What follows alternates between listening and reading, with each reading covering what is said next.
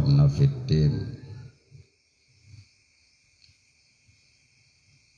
rahimani wa rahimakumullah.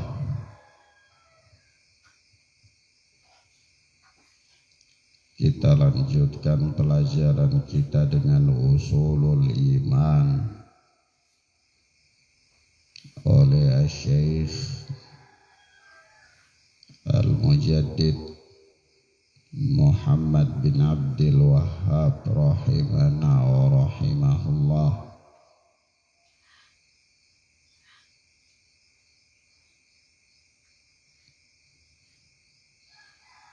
Kata beliau,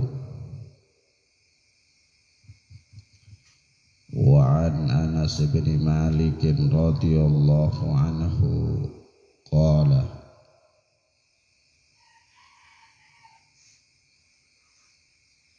dan dari Anas bin Malik yang Allah telah meridainya, dia berkata, qala Rasulullah sallallahu alaihi wasallam,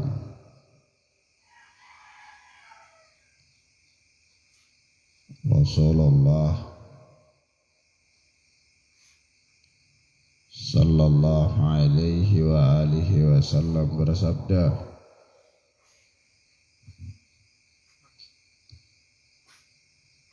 lallahu asyaddu farhan bi taubati abdihi hina yatubu ilaihi min ahadikum kana ala rahilatihi bi ardin falah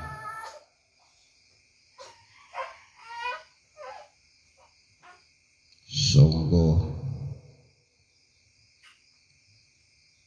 Allah tabaraka wa ta'ala sangat gembira dengan taubatnya seorang hamba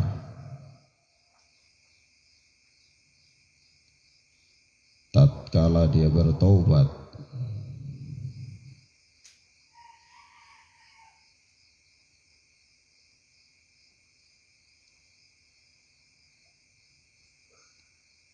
Naam, sungguh Allah tabaraka wa ta'ala sangat gembira dengan taubatnya seorang hamba tatkala dia bertaubat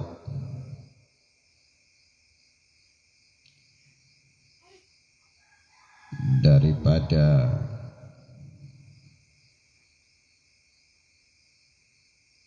salah seorang di antara kalian yang berada di padang pasir dengan kendaraannya, tunggangannya,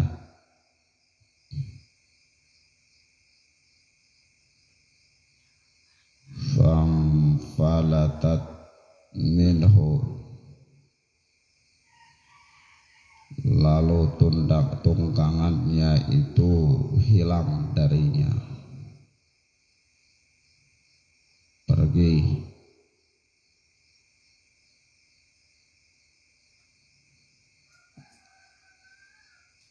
Wa 'alaiha ta'amuhu wa syarabuhu fa ayyasa minha,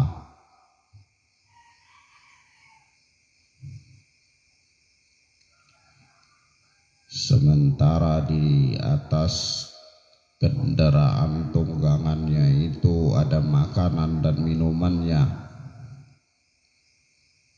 sehingga dia pun berputus asa. Fa'ata syajaratan fattaja'a fi dhilliha, lalu dia mendatangi sebatang pohon dan berbaring di bawahnya,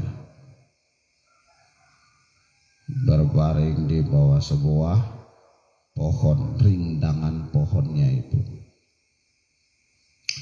Wa qad yasmin rahilatih, sungguh benar-benar dia telah putus asa dari kendaraannya atau tunggangannya itu, tidak ada harapan karena di padang pasir jauh, tidak tahu arah mau kemana, dan juga perbekalannya pun dibawa kabur oleh tunggangannya. Lalu dia tidur di bawah rindangan pohon dan dengan penuh kekecewaan, gundah gulana, bingung, bercampur kesedihan.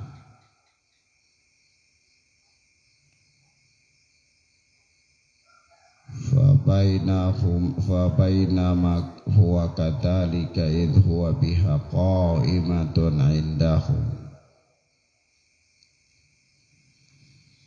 Sementara dia sedang larut dalam keadaan demikian, maka tiba-tiba hewan tunggangannya itu kembali berdiri di hadapannya.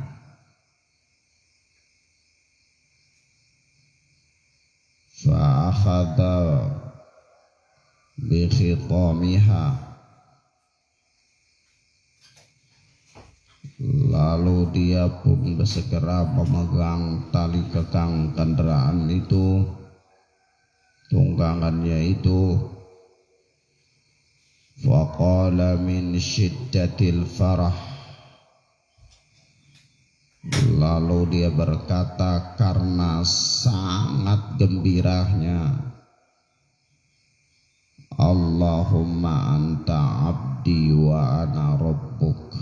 Ya Allah, sesungguhnya engkau adalah hambaku dan aku adalah Rabbmu.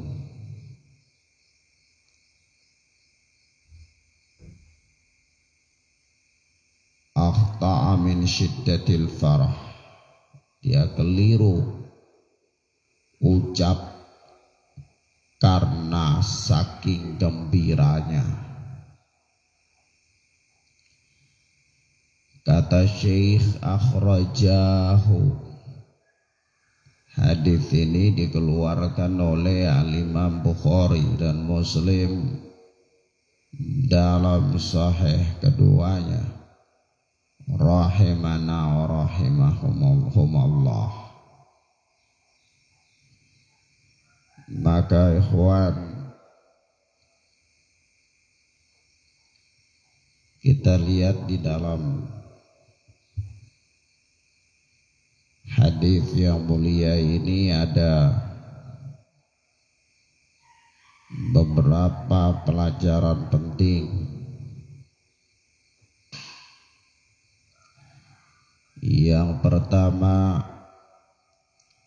hadis ini menerangkan kepada kita tentang ditetapkannya sifat gembira bagi Allah, farah. Yakni Allah itu gembira. Allah mempunyai satu sifat, yaitu gembira.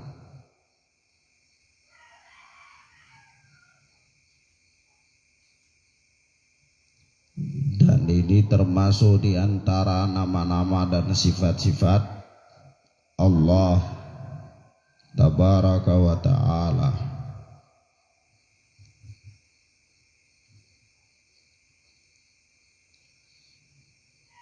Yang kedua, faedah yang kedua dari hadis yang mulia ini, bahwa Allah Subhanahu wa Ta'ala gembira dengan taubatnya seorang hamba.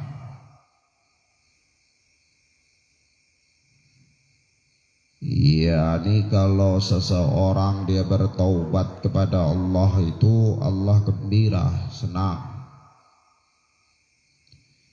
Sebagaimana Allah Tabaraka wa Ta'ala murka ketika seseorang melakukan kemaksiatan kepada Allah.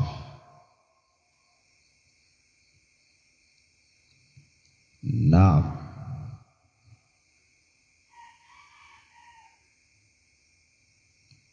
karena memang Allah Tabaraka wa Ta'ala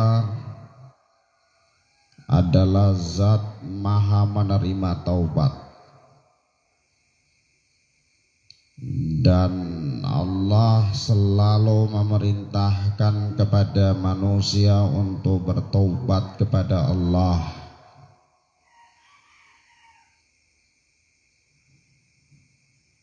untuk beristighfar, memohonkan ampunan kepada Allah. Bahkan Allah tetapkan di dalam ayatnya surat Al-Baqarah ayat 160, wa ana tawwabur rahim, dan aku adalah maha penerima taubat lagi maha rahim.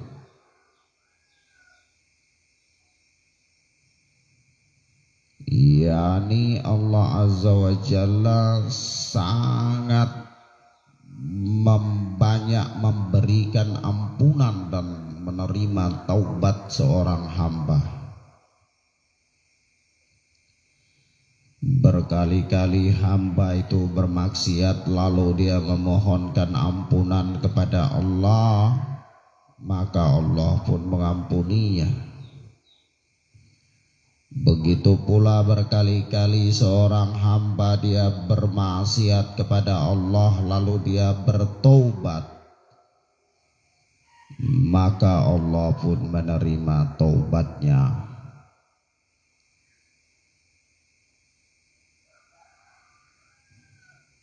Dan Allah Subhanahu wa Ta'ala di antara kasih sayangnya kepada hamba-hambanya,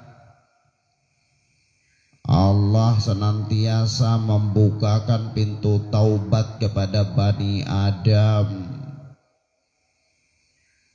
siang dan malam sampai terbitnya matahari dari tempat tenggelamnya.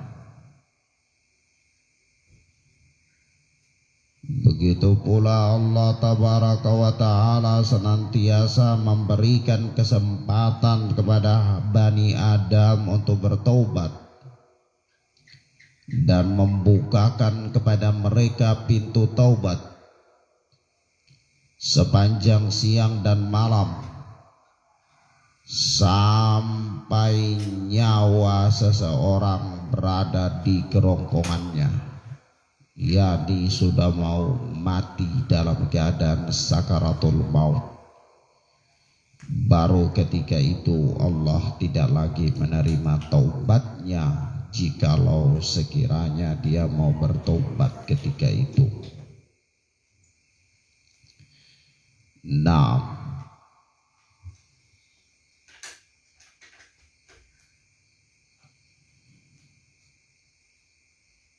dan di dalam hadis ini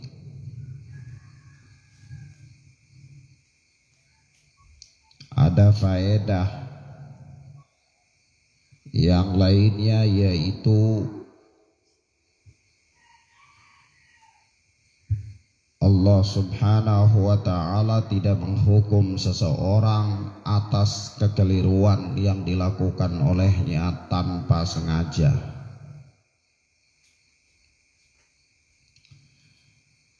Di mana di dalam hadis ini orang yang gembira ini karena saking gembiranya sampai dia keliru dalam mengucapkan, yaitu Allahumma anta abdi wa ana rabbuk. Ya Allah, sesungguhnya engkau adalah hambaku dan aku adalah Rabbku. Ini kalimat kekufuran. kalimat yang memposisikan seorang makhluk kepada posisi sesembahan, posisi sebagai Tuhan. Kalimat kekufuran ini adalah kalimat yang sama dengan apa yang dilakukan oleh Firaun dan orang-orang yang semisal dengan Firaun dari kalangan Namrud dan yang lainnya. Dan ini termasuk puncak kekufuran ketika menobatkan diri sebagai Tuhan. Tetapi di samping ini memang merupakan puncak kekufuran, tapi Allah Subhanahu wa ta'ala memberikan maaf kepadanya.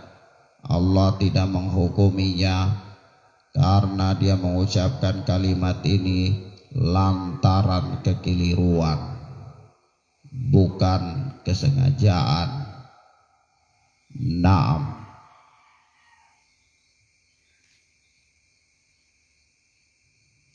Sehingga hadis ini menerangkan bahwa orang yang keliru bukan dengan sengaja itu tidak dihukum atau tidak terkena hukum. Sebagaimana Allah Subhanahu wa ta'ala telah menyatakan di dalam surat Al-Ahzab ayat yang kelima, وَلَيْسَ عَلَيْكُمْ جُنَاحٌ فِيمَا أَخْطَأْتُمْ بِهِ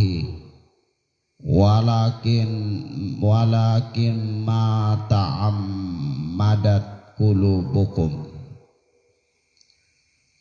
Dan tidak ada dosa atas kalian pada apa-apa yang kalian lakukan karena kekeliruan, tidak dengan sengaja. Akan tetapi ma ta'ammadat qulubukum, Allah menghukumi kalian karena apa-apa yang kalian sengaja lakukan, kesengajaan hati-hati kalian untuk melakukannya.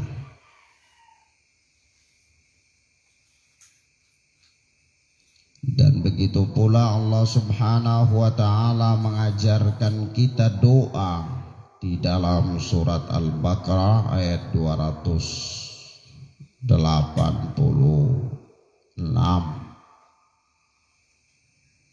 Rabbana la tu'akhidna in nasina aw akhtana.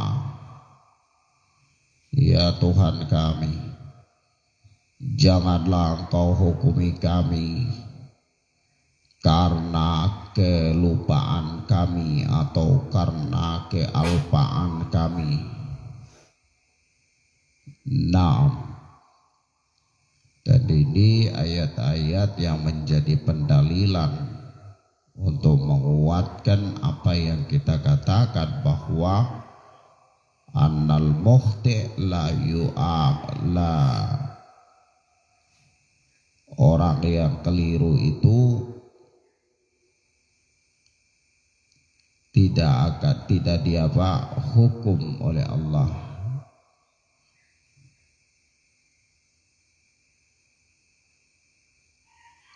Naam.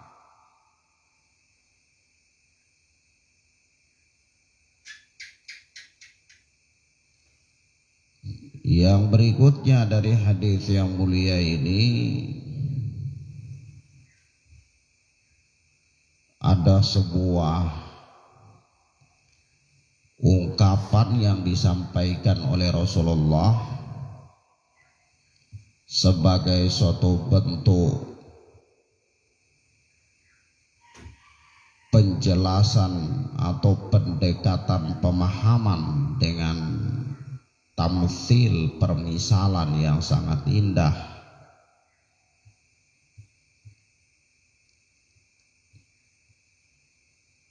yaitu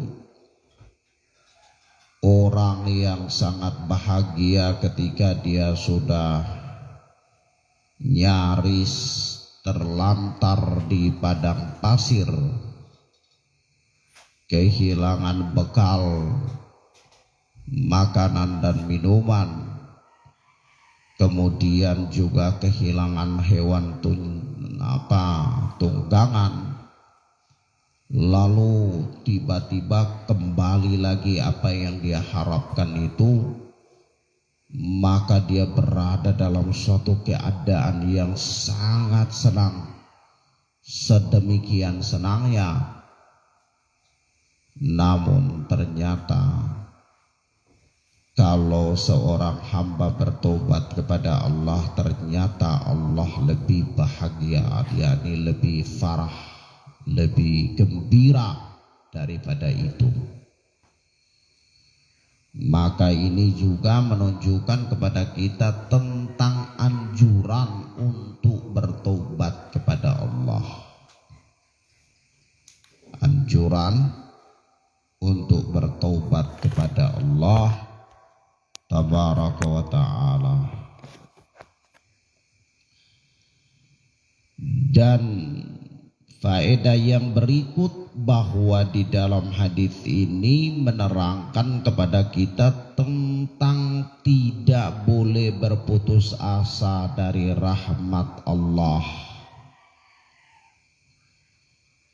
Tidak boleh berputus asa dari rahmat Allah bagaimanapun susahnya keadaan seseorang dan sempitnya kehidupan seseorang.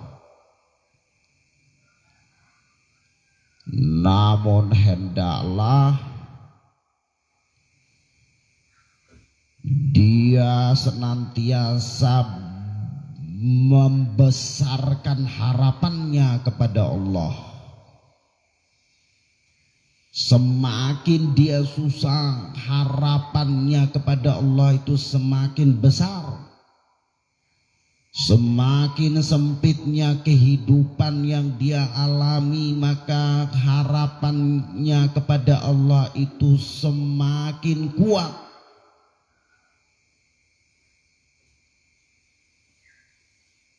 Itulah yang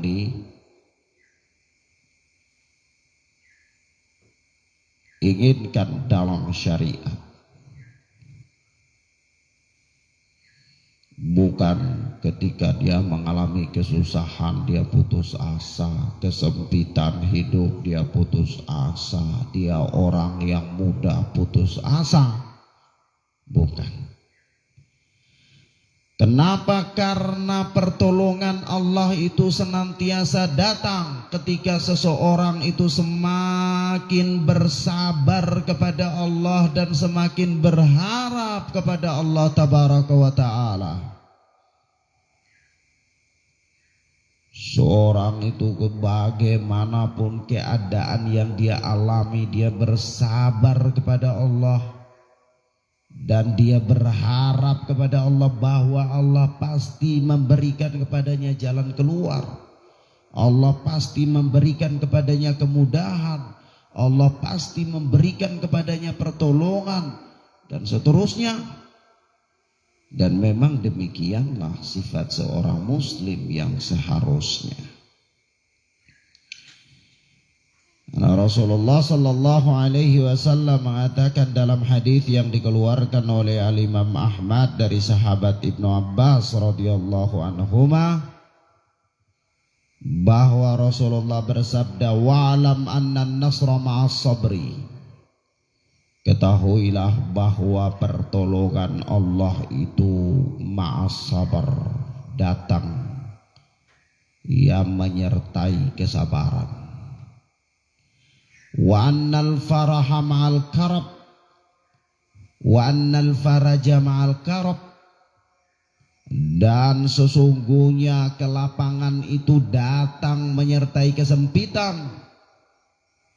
Wa anna ma'al usri yusra, dan ketahuilah, camkanlah bahwa sesungguhnya bersamaan dengan kesusahan itu ada kemudahan.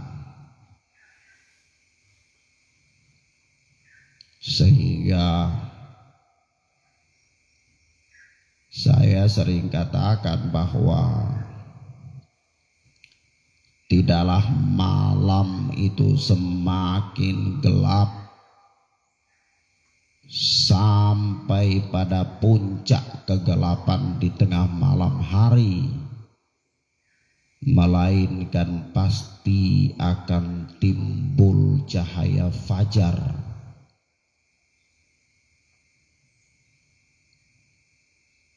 Jadi bersabar, karena dia tidaklah malam bertambah kegelapan, semakin gelap sampai pada puncak kegelapan di malam hari, melainkan akan muncul di sana kemudian cahaya fajar, terang kembali.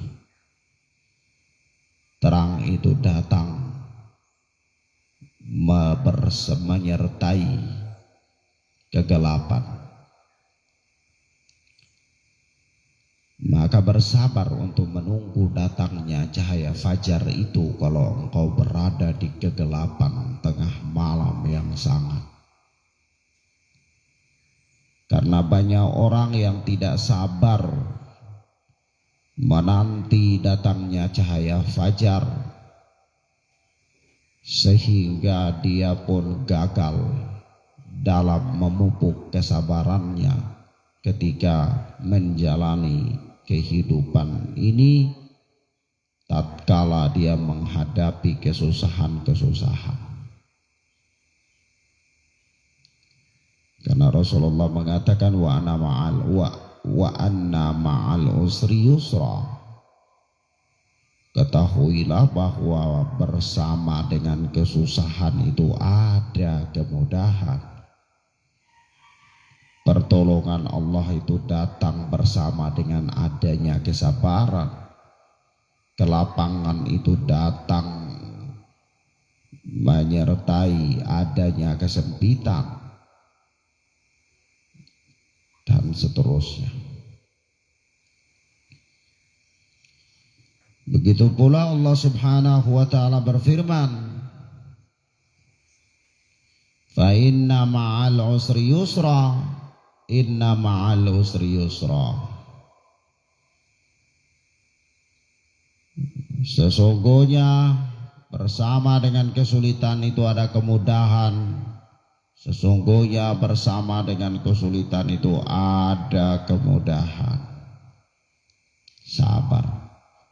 Kesulitan itu tidak terus-menerus abadi, tetapi kesulitan itu dia bersama ada kemudahan di sana. Pasti setelah kesulitan itu ada kemudahan.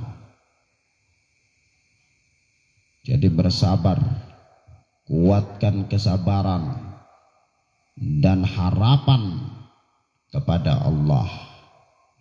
Semakin lama datangnya pertolongan, semakin kuat harapannya kepada Allah. Semakin dia mengalami keadaan gundah gulana, maka semakin besar harapannya kepada Allah.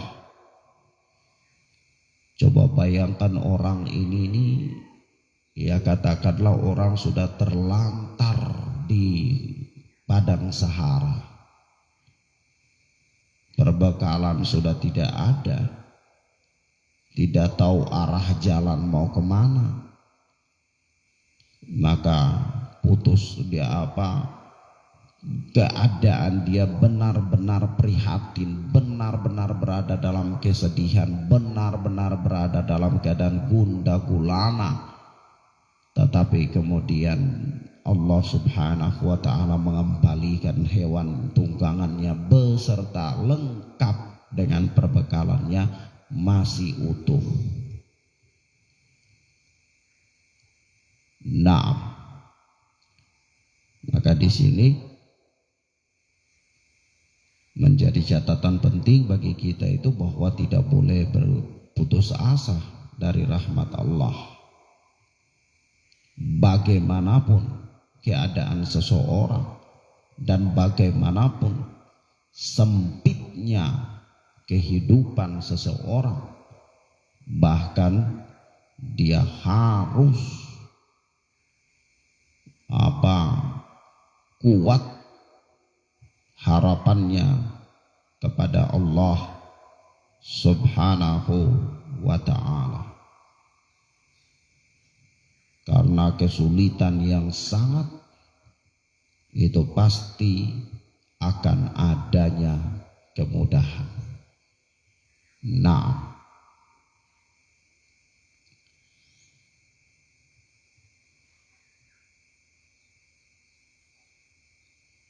demikian ikhwana fiddin, a'azzani Allah wa iyyakum.